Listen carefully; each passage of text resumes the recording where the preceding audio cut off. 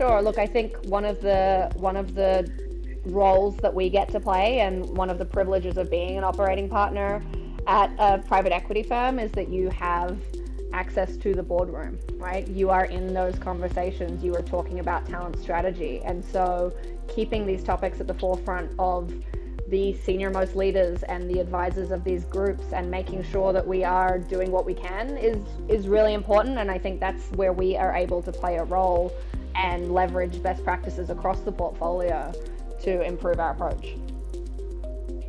Yep. Emily, anything to add? I agree with that.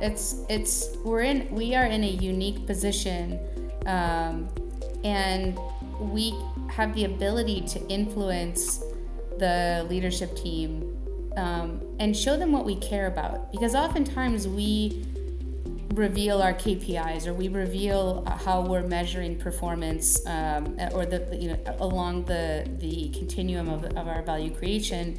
And when we add DE&I, and we add this where maybe historically we've not placed such an importance on it, it highlights to them to also care. And while they may care, maybe it's not a top priority. So now the shift is, let's make it a top priority. Let's make sure we talk about it in to Ashley's point, in the boardroom.